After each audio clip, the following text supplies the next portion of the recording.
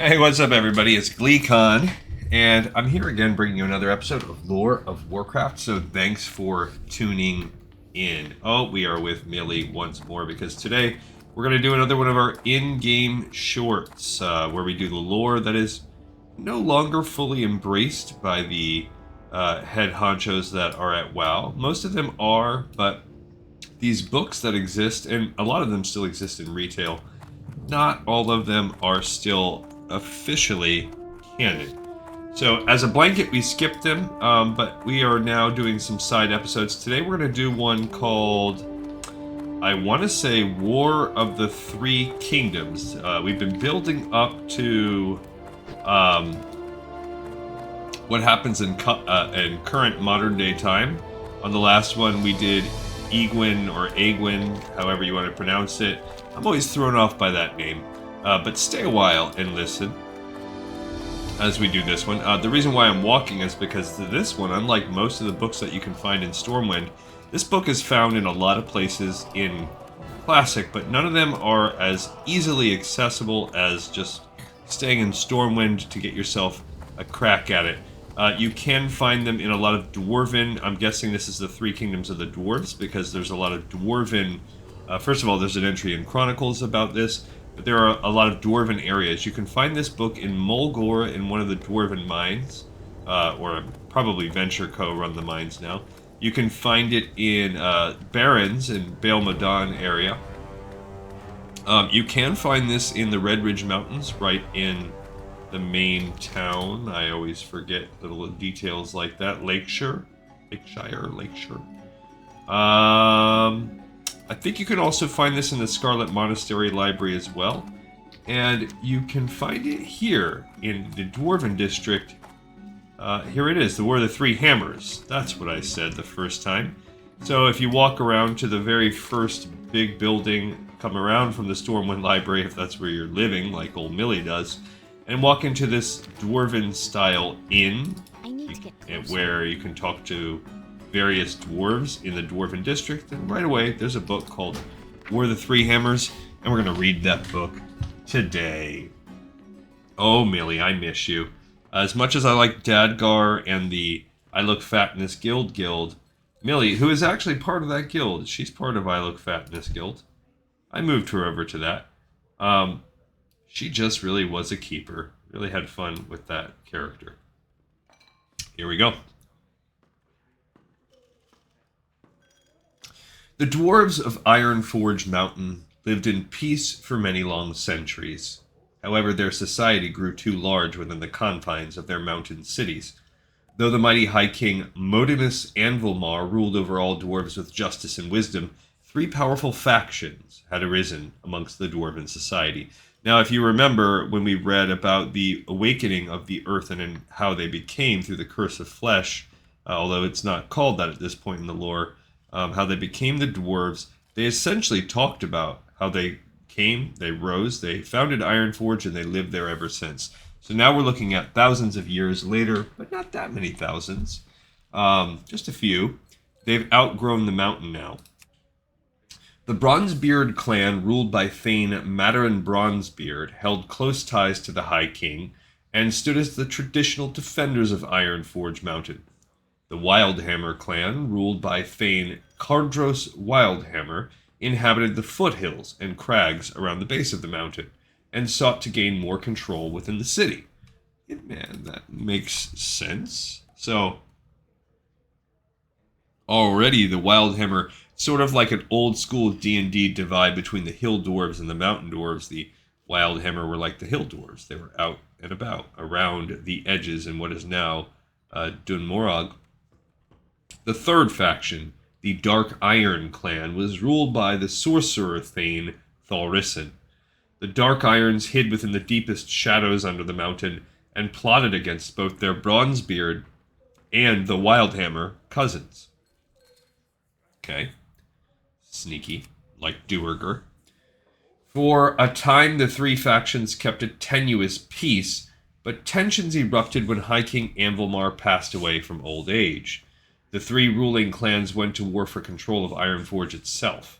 The dwarf civil war raged under the earth for many years. Eventually, the Bronzebeards, who had the largest standing army, banished the Dark Irons and Wildhammers from under the mountain.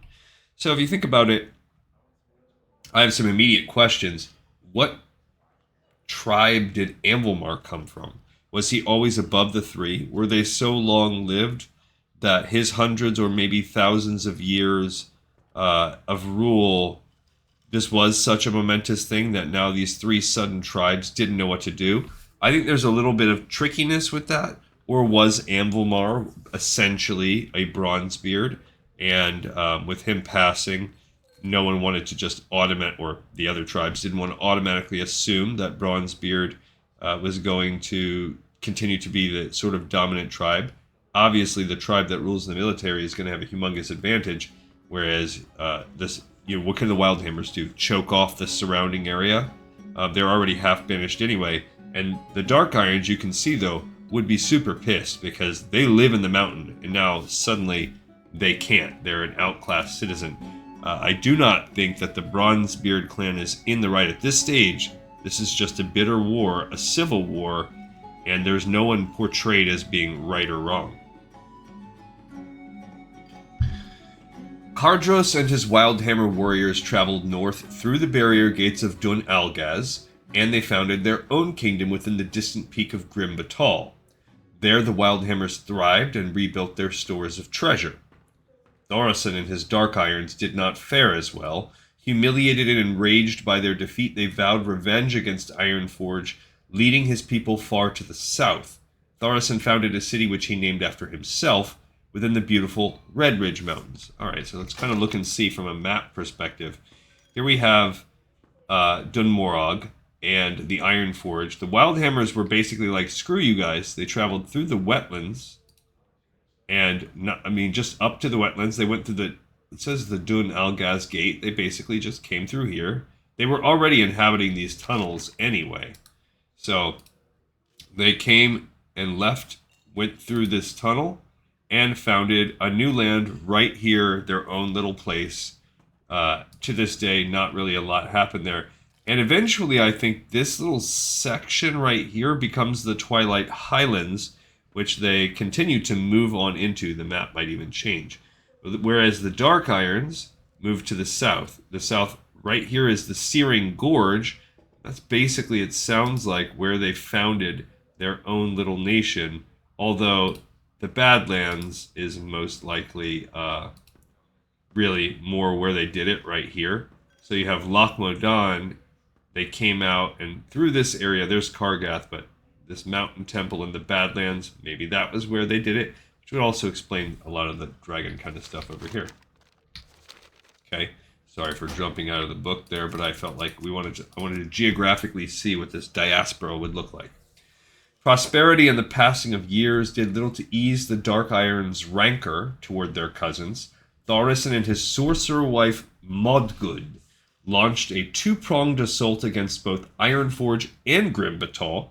The Dark Irons were intent on claiming all of Cosmodan for their own, Cosmodan being like the Dwarven Empire as referenced in Warcraft 2, and as avoided weirdly in Warcraft 3. Also, that just goes to tell you the sort of like dictatorial insanity, the powerness that you see with a lot of the stories of failed dictators in our modern world war era. Why would you do a two-pronged assault? Just a terrible, terrible idea. Pick your poison, pick one rather than going after the other and assuming they would band up against you. It's just a terrible idea. Just hubris. The Dark Iron army smashed against their cousins' strongholds and very nearly took both kingdoms. However, Modern Bronzebeard ultimately led his clan to a decisive victory over Thoresen's sorceress army. Thoresen and his servants fled back to the safety of their city, unaware of the events transpiring at Grim Batal, where Modgud's army would fare no better against Cardros and his Wildhammer warriors. So by splitting your forces, you've now lost to two armies. As she confronted the enemy warriors, Modgud used her powers to strike fear into their hearts. Shadows moved at her command, and dark things crawled up from the depths of the earth to stalk the Wildhammers in their own halls. Eventually, Modgud broke through the gates and laid siege to the fortress itself. The Wildhammers fought desperately, Cardros himself wading through the roiling masses to slay the Sorceress Queen. And most likely what she did is she tapped into the powers of the Old One, is my guess. If you look at the other stories we've read, think about the stories we've read of how Deathwing was originally corrupted by tapping into the powers of the dark in order to fight against the primal dragons. We read that great book series, how Loki was corrupted by the old gods in his efforts. Like, there are multiple times when you seek the power and aid of something and the old gods corrupt and answer. It probably happened with her there as well, but she was still defeated by the Wildhammers. And you can do that dungeon in Cataclysm, and I really look forward to doing a lot of this lore, seeing a lot of the modern interpretations of this. I am champing at the bits. With their queen lost, the Dark Irons fled before the fury of the Wildhammers. They raced south toward their king's stronghold, only to meet the armies of Ironforge, which had come to aid Grim Batol. Crushed between two armies, the remaining Dark Iron forces were utterly destroyed. Now, this also goes to show why there's still some light Dark Iron activity in areas outside of Blackrock Mountain, because there may be leftover refugees there, or just lingering desires to sabotage all of these different branches. It's also interesting that the only Wildhammers we see in the game are not anywhere near Grim Batol, but are all up in the hinterlands. So more to explain on that, I guess.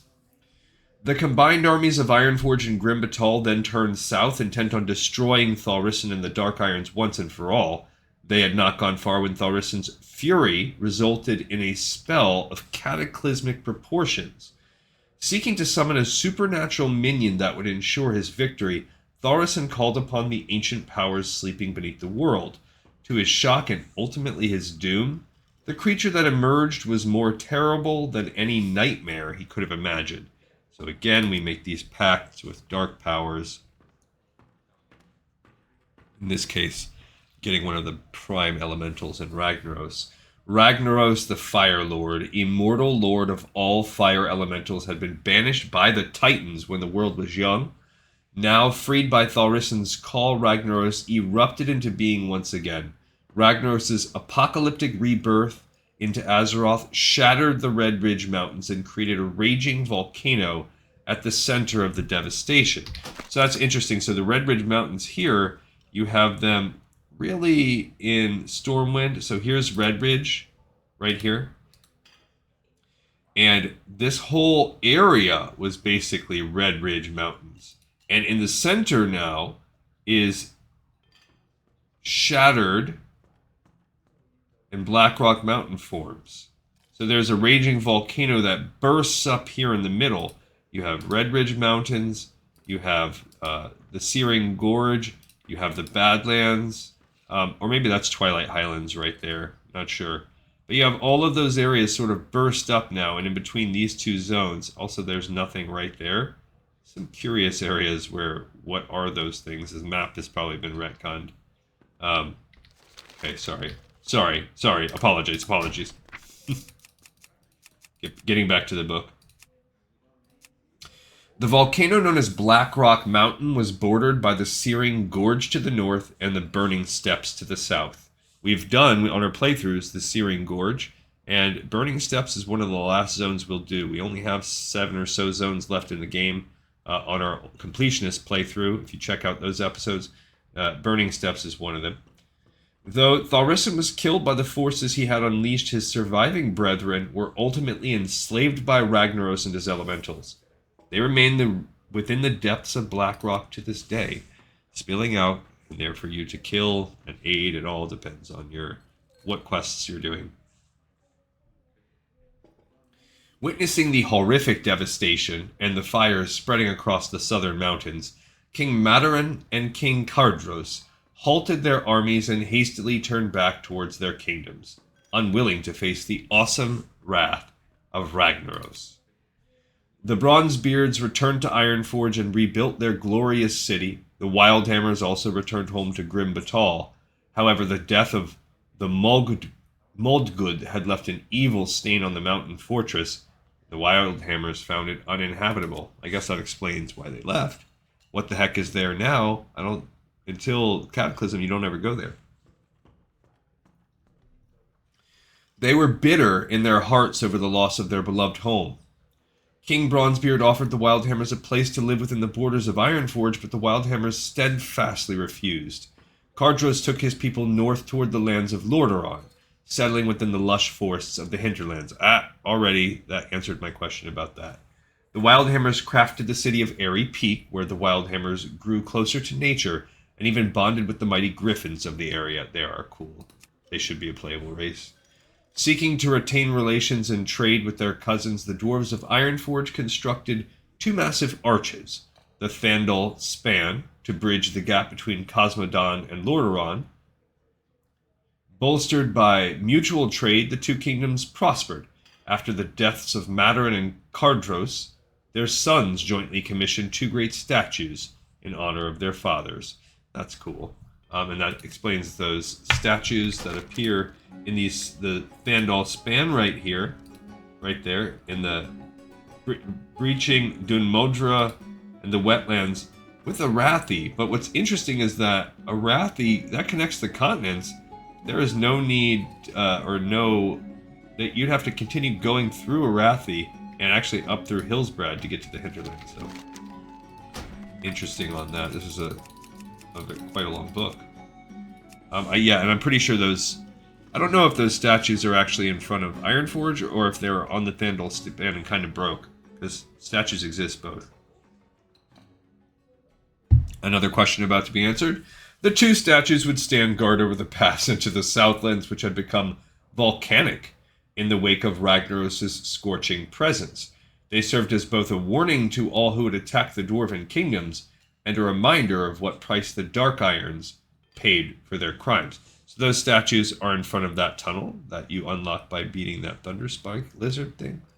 Now that I'll have to check that out if we walk by there again, which we will when we do Burning Steps. The two kingdoms retained close ties for some years, but the Wildhammers were much changed by the horrors they witnessed at Grim Batal. They took to living above ground, on the slopes of Airy Peak, instead of carving a vast kingdom within the mountain. The ideological differences between the two remaining dwarven clans eventually led to their parting of ways, and hence the reason why the Wildhammers are not strictly part of the Alliance anymore.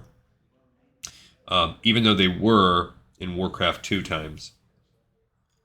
And they're certainly allies, although, they're still not a playable race. And that's a good, long book. Had a lot of good things, and we close it.